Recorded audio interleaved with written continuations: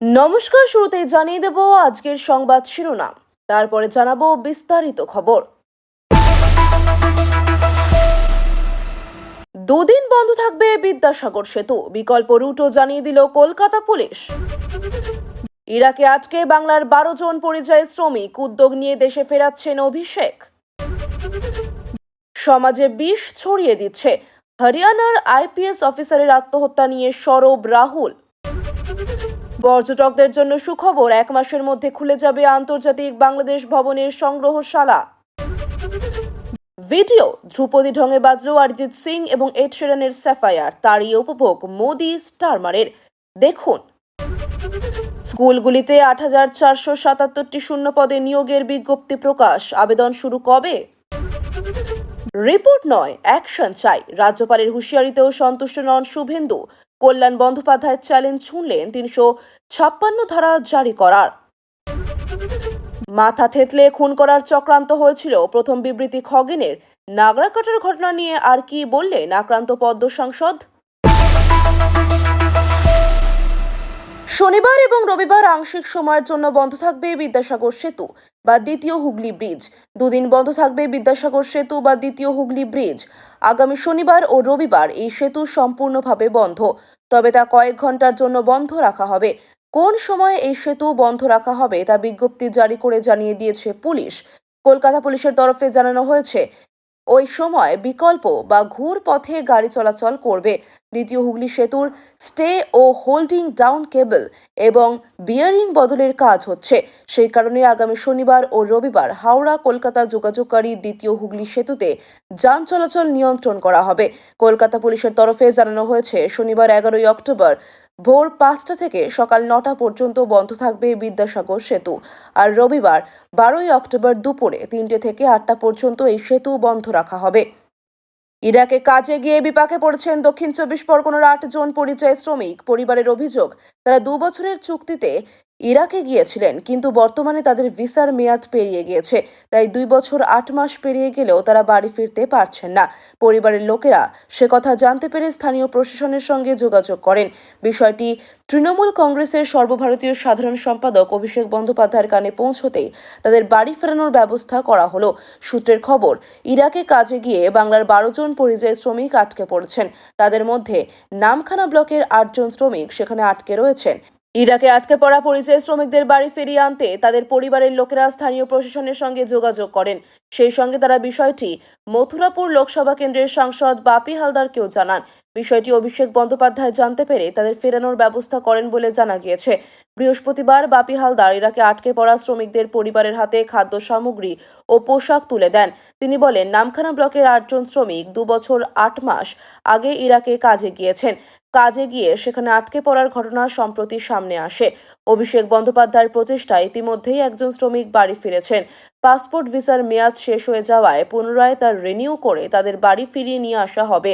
এদিকে ইরাকে আটকে পড়া শ্রমিকদের বাড়ি ফেরার খবরে খুশি তাদের পরিবারের লোকেরা। একজন পরিযায়ী শ্রমিকের স্ত্রী মাসুদা বিবি বলেন, এতদিন দুশ্চিন্তায় ছিলাম, এখন কিছুটা স্বস্তি পেয়েছি। শনিবার আমার স্বামী বাড়ি ফিরবে। ওরা 2 বছরের চুক্তিতে সেখানে গিয়েছিল, কিন্তু 2 বছর 8 মাস হয়ে যাওয়ার পরেও ওদেরকে আটকে রেখে মারধর করা হয়েছে, এমনকি খেতেও পর্যন্ত দেয়নি। আমার স্বামীর কাছ থেকে এসব কথা শোনার পরেই আমি বিষয়টা প্রশাসনকে জানাই। ওনারা আমাদের কথা শুনে সকলকে ফিরিয়ে আনছেন। হরিয়ানার আইপিএস অফিসার ওয়াই পূরণ কুমারের মৃত্যু নিয়ে বাড়ছে রাজনৈতিক উত্তাপ। প্রাথমিকভাবে মনে করা হচ্ছে আত্মহত্যা করেছেন ওই আধিকারিক। এই নিয়ে সেখানকার 2 পুলিশ আধিকারিকের বিরুদ্ধে অভিযোগ জানিয়েছেন পূরণ কুমারের স্ত্রী অনমিত পি কুমার। এবার এই মৃত্যু নিয়ে সরব হলেন কংগ্রেস নেতা রাহুল গান্ধী। লোকসভার বিরোধী দলনেতা রাহুল গান্ধীর অভিযোগ, জাতের কারণেই পূরণ কুমারকে দীর্ঘদিন ধরে অপমান ও নিপীড়ন সহ্য করতে হয়েছে। এই আত্মহত্যার ঘটনাকে সামাজিক বিষের প্রতীক বলে মন্তব্য করেন তিনি। গত মঙ্গলবার নিজের বাড়িতে গুলিবিদ্ধ অবস্থায় ওই পুলিশ আধিকারিকের দেহ উদ্ধার হয়।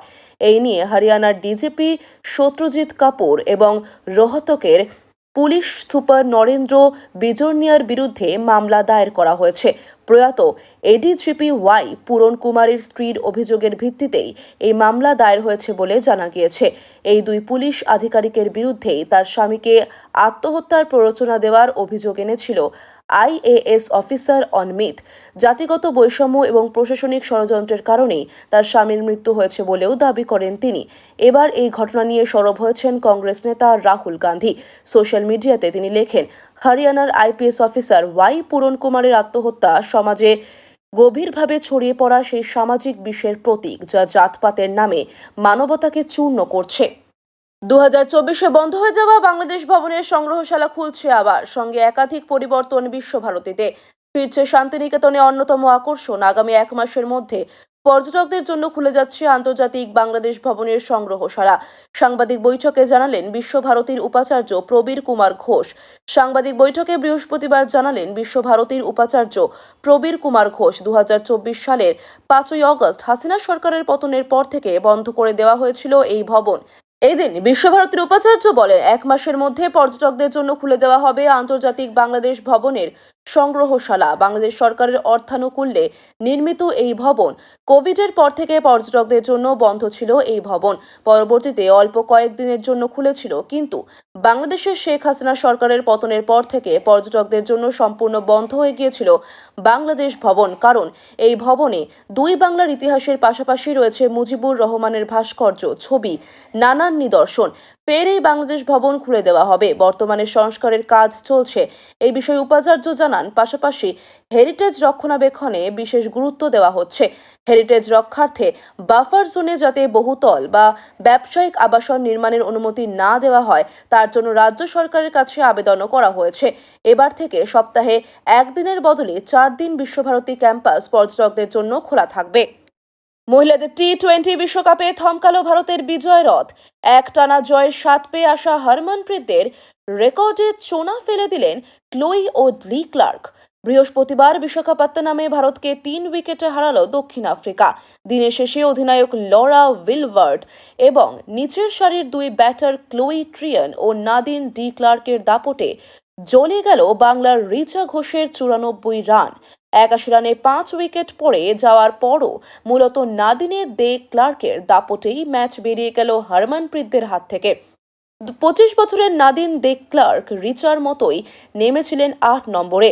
যেভাবে রিচার ব্যাট বদলে দিয়েছিল স্কোরবোর্ডের চেহারা, সেভাবেই দুর্দান্ত পারফরমেন্সে জয় ছিনিয়ে গেলেন তিনি। নাদিনের 54 বলে 84 নট আউটের ইনিংসে শেষ হাসি হাসল দক্ষিণ আফ্রিকা। নাদিন মারলেন 8টি চার, 5টি ছক্কা, যার মধ্যে রয়েছে 47তম ওভারে ক্রান্তি গৌরকে পরপর 3 বলে 2টি ওভার বাউন্ডারি ও 1টি বাউন্ডারি। 24 বলে 41 থেকে টার্গেট কমে আসে 3 ওভারে 21। তারপরে 7 বল বাকি থাকতে জয় তুলে নিতে অসুবিধা হয়নি প্রোটিয়াদের। 7 বল বাকি থাকতে 3 উইকেটে জয়। 48.5 ওভারে দক্ষিণ আফ্রিকা পৌঁছল 252 7 স্কোরে। হারের ফলে 3 ম্যাচে 4 পয়েন্ট নিয়ে চাপ বাড়ল ভারতের। রবিবার অস্ট্রেলিয়ার বিরুদ্ধে বড় পরীক্ষা হরমনপ্রীত কৌর অ্যান্ড কোম্পানির।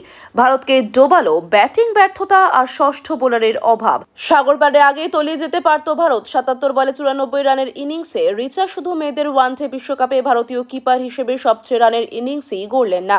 তার ইনিংসের হাত ধরে ভারত পৌঁছে যায় 251 রানে। রিচার ব্যাট থেকে এসেছে 11 বাউন্ডারি ও 4 ওভার বাউন্ডারি। প্রধানমন্ত্রী মোদী ও প্রধানমন্ত্রী স্টারমারের উপস্থিতিতে তাদের যৌথ সঙ্গীত স্যাফায়ারের এক সুন্দর পরিবেশনা তুলে ধরল ভারত ব্রিটেন সাংস্কৃতিক বন্ধনকে। ব্রিটেনের প্রধানমন্ত্রী কিয়ার স্টারমারের ভারত সফরের সময় বারবার উঠে এসেছে দুই দেশের সাংস্কৃতিক বন্ধনের কথা। এই সাংস্কৃতিক বন্ধনের অন্যতম সেরা উদাহরণ সম্ভবত অরিজিৎ সিং এবং এড শিরানের যুগলবন্দি। প্রধানমন্ত্রী মোদী ও প্রধানমন্ত্রী স্টারমারের উপস্থিতিতে তাদের যৌথ সঙ্গীত স্যাফায়ারের এক সুন্দর পরিবেশনা তুলে ধরল ভারত ব্রিটেন সাংস্কৃতিক বন্ধনকে। সোশ্যাল মিডিয়ায় দুই রাষ্ট্রপ্রধানের সেই সঙ্গীত উপভোগ করার একটি ভিডিও পোস্ট করেছেন খোদ প্রধানমন্ত্রী মোদী। সঙ্গের ক্যাপশনে লিখেছে, এড শিরান এবং অরিজিৎ সিং এর স্যাফায়ারের অসাধারণ পরিবেশনা, যা ভারত ব্রিটেন সাংস্কৃতিক অংশীদারিত্বের একটি দুর্দান্ত উদাহরণ। এড শিরানের প্লে অ্যালবামের 3য় সিঙ্গেল হল স্যাফায়ার। সোশ্যাল মিডিয়ায় প্রকাশ পাওয়ার পরেই দ্রুত ভাইরাল হয়েছিল এই গানটি। নিয়োগ প্রক্রিয়ায় অনিয়মের অভিযোগের ভিত্তিতে এসএসসির 2016 সালের পুরো প্যানেল বাতিল করেছে সুপ্রিম কোর্ট। শিক্ষক নিয়োগের পর এবার গ্রুপ সি এবং গ্রুপ ডি পদে নিয়োগ করতে চলেছে স্কুল সার্ভিস কমিশন। বৃহস্পতিবার এই সংক্রান্ত বিজ্ঞপ্তি প্রকাশ করেছে কমিশন। বিজ্ঞপ্তিতে কি জানানো হলো? 1. 3রা নভেম্বর থেকে গ্রুপ সি ও গ্রুপ ডি পদে নিয়োগের জন্য আবেদনপত্র গ্রহণ শুরু হবে। 2. 3রা ডিসেম্বর 2025 পর্যন্ত আবেদন গ্রহণ চলবে। 3. গ্রুপ সি ক্লার্ক শূন্যপদ ২,৯৮৯টি এবং গ্রুপ ডির শূন্যপদে ৫,৪৮৮টি। শিক্ষামন্ত্রী ব্রাত্য বসু এক্স হ্যান্ডেলে লেখেন, পশ্চিমবঙ্গের স্কুলগুলিতে গ্রুপ সি এবং গ্রুপ ডি পদে নিয়োগের জন্য বিজ্ঞপ্তি প্রকাশ করেছে সেন্ট্রাল স্কুল সার্ভিস কমিশন। বাংলার কর্মপ্রার্থী যুবক যুবতীদের জন্য মুখ্যমন্ত্রী মমতা বন্দ্যোপাধ্যায়ের উপদেশ ও সক্রিয় পর্যবেক্ষণে রাজ্য সরকারের শিক্ষা বিভাগের এটি আরও একটি পদক্ষেপ। উল্লেখ্য, নিয়োগ প্রক্রিয়ায় অনিয়মের অভিযোগের ভিত্তিতে এসএসসির ২০১৬ সালের পুরো প্যানেল বাতিল করেছে সুপ্রিম কোর্ট। সুপ্রিম কোর্টের নির্দেশে মোট ২৬,০০০ শিক্ষক ও শিক্ষাকর্মীর চাকরি বাতিল হয়। শিক্ষকদের কাজে বহাল থাকার কথা বলা হলেও শিক্ষাকর্মীদের জন্য সেই রকম কোনো নির্দেশ দেওয়া হয়নি। নতুন করে শিক্ষাকর্মী নিয়োগের ব্যাপারে নির্দেশ দিয়েছিল দেশের শীর্ষ আদালত। শুভেন্দু অধিকারী রাজ্যপালের করা হুঁশিয়ারিতে সন্তুষ্ট নন। তিনি দাবি করেছেন, কেবল রিপোর্ট নয়, এখন দরকার সরাসরি পদক্ষেপ। তার বক্তব্য, রাজ্যে আইনের শাসন ভেঙে পড়েছে, তাই সাংবিধানিক পদক্ষেপ জরুরি।